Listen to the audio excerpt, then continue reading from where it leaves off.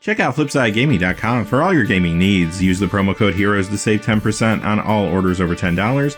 From now through May 6th, if you use that promo code, you will automatically be entered into a drawing to win a War of the Spark booster box. See the description below for details.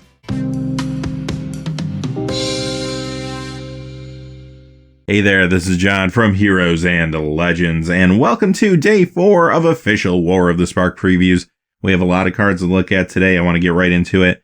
As always, if you're curious about the source of the previews, just check out the description below. It's all down there. But let's get into it.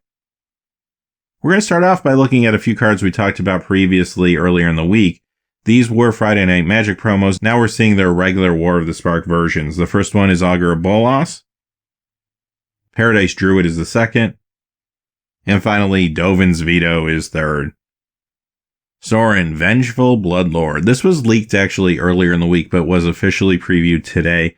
So I won't go into too much detail since we discussed it a few days ago. But I will say, I kind of want to see a reanimation themed deck in Standard. We have a lot of tools that already exist. Maybe this set will give us a few more tools like this, which could push that deck into the forefront a little more. That would be kind of cool, but I guess time will tell. Single Combat. I think this is actually pretty decent. I could see myself running this in a certain type of control deck. Right now, I think we're used to seeing the control decks that are relying on Teferi, and you could use it in a deck like that, but there's also a lot of better board sweeps out there, I think. However, if I'm trying to go in a different direction and I stop using Teferi because he's maybe getting a little hated out due to cards in this set, I might be using more creatures, they could have good enters the battlefield effect, something like that, then maybe my control deck changes enough that this becomes desirable. So I do think it has a possibility of seeing some Standard play. Aside from that, in Commander, yeah, I'll play it there. This could be a lot of fun. It's going to have a big impact on the board, definitely. I would throw this in my Teysa Commander deck, but this can fit into a lot of places. Lazotep Plating. Here's an amassed card for a limited. Drafter Sealed, though, I think this is a nice little pickup. It only costs 2 and protects you and your permanents from anything that targets. So if somebody tries to hit you with direct damage or tries to destroy a creature, you can surprise them with this and also get a 1/1 token out of the deal. Or grow your zombie army if you already have one on the battlefield. Yeah, I don't know if it always makes your cut, but I can see myself sideboarding this in a lot of the time if I'm not using it, if my opponent does have a lot of direct damage, or perhaps a lot of destroy spells. Lazotep Behemoth. I love the flavor text here. And also, this is a 5/4 vanilla creature. It's a zombie. Maybe that will be relevant in Drafter Sealed. We'll have to see as we get more cards. However, usually I try to avoid playing vanilla creatures if I don't have to, even in Sealed. But sometimes you still do, and this will be a fine curve filler. There's nothing wrong with this card. It has a good amount of power and toughness that you're going to put on the battlefield for 5. It's easily splashable if you really needed something. Lazotep Reaver. I really like the economy here for limited. A 1/2 for 2, but don't forget about that amass. So you're actually getting 2/3 power and toughness on the battlefield for 2. Yeah, those are the type of plays that pull you ahead subtly, and eventually you're just winning. Yeah, I would play this and be really happy with it. Sorin's Thirst. I love the art on this card, and I know the big talk of the day has been Sorin and Nahiri and how they're still fighting even though the world is collapsing around them, and this card depicts that perfectly. So this is a reprint, you're probably familiar with it, and at times this has seen some Standard play in the past. It could see Standard play again in the future, however right now we have Moment of Craving in the format, and I don't know if I want to play this over Moment of Craving. After that rotates out though, maybe this card will have more of a chance. In Sealed or Draft, though, this is an awesome common. This will be a higher pick common for me in Draft for sure. Invading Manticore, another zombie here, and another good economy card when it comes to Draft or Sealed. Now, sometimes I want more out of my 6 drops, but this is splashable. You get a 4/5 creature, but don't forget about the amass too. You're actually getting 6/7 power toughness on the battlefield for 6. Again, sometimes you might play other things, because once you get up to the 6 casting cost range, you might have some crazy bomb. But if you're playing into the amass mechanic or you just need something sizable and you don't have anything better, this will be fine for you. Our next card is a Chinese simplified language preview, loosely translated Krenko Boss of Tin Street. This card is actually pretty impressive for 3. You look at the stats 1/2 for 3, but look deeper. When this attacks, so you get to put a +1/+1 counter on it. So by the time you get around to your turn, as long as you have an open attack, it's actually attacking in as a 2/3. That's pretty decent.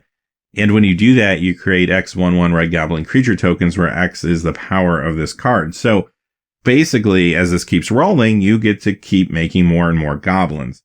There's a lot of ways to approach this card. One way to go is maybe a Gruul mid-range deck with some pump spells. We know Giant Growth is coming back in the format. You could even do that type of play within Limited. That would be super sweet. But a Gruul mid-range deck running things like Giant Growth, Collision Colossus, for example, other pump spells, that could be interesting. Also remember, Angelic Exaltation and Divine Visitation still exist if you want to go into a Boros direction. This card has a lot of raw power. I think we will see it in Standard, maybe even worth testing in other formats and Goblin decks. Nahiri Stoneblades, another good limited card. This could come in handy, especially considering we have so many Planeswalkers in the format. Maybe you need to surprise your opponent, they let some damage go across, and surprise, now I'm taking out your Planeswalker. And because of that, some of these combat tricks might get a little bit better within this environment. It might not always make your cut. Sometimes you might just have stronger removal spells that you want to use in your non-creature spots. But this is not a bad common at all, and I can see myself using this quite often. Death Sprout, another card with art by Seb McKinnon. He has been killing it on these Magic cards recently. The card itself is pretty good too. 4 converted mana cost, instant speed, destroy target creature, and you get to take a basic land out of your deck and put into play, tap, then shuffle. Yeah, there's a fair amount of value there. Definitely for draft or sealed, I'm going to play this card and be really happy with it. When it comes to Standard, especially in these colors, I don't really think it's going to beat out things like Assassin's Trophy or Vraska's Contempt right now. But who knows, maybe after rotation, the card could get a little bit better for that format. Leyline Prowler. I love this card. I don't know what I'm doing with it, but I love it. 2/3 for 3 converted mana cost, Death Touch, Lifelink, and it taps for a mana of any color. This is going to be an awesome uncommon for draft or sealed. Another card I could see myself maybe even first picking in some packs. It is a gold card, but I'm okay with that. There is a lot of upside here. 2/3 for 3 is decent economy, but it's really all about ramping out for me. I'm able to get some extra mana here, and it can be mana of any color, so I can fix if I'm going deeper into colors. And I'm not going to complain about the Death Touch and Lifelink that's on here. That's just extra gravy on top. This is a solid card for Limited. Standard, I think it might have a harder time because it's competing with a lot of cheap mana dorks. Now, this one does give you a mana of any color and does have better board presence. Even stands up to a shock, so that's kind of nice. But I don't think most decks are going to want a bigger mana dork than 1 or 2. Storev Devkarin Lich. Okay, so this one costs 4, but you get some size here. 5/4. But here's what really has intrigued me. Look at that creature type line. Zombie, Elf, Wizard. Relevant creature type much? Well, there you go. This is covering all the bases there.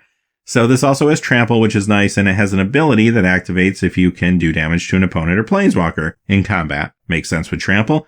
And that ability is you get to take a creature or Planeswalker out of your graveyard, bring it back to your hand. As long as it didn't go to the graveyard this combat. Not bad at all for 4 mana. There's a lot of power packed in this card. I could see this getting Standard play just because of the economy. Even without the ability, 5/4 Trample for 4 in these colors.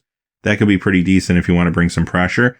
This gets even better with maybe some creatures with strong enters or leaves the battlefield effects, and you will find those in these colors as well. Or maybe you can populate your graveyard through self-mill or something along those lines. There's a lot of opportunities for this card to be good. In draft or sealed, obviously, this is going to be a rare limited bomb.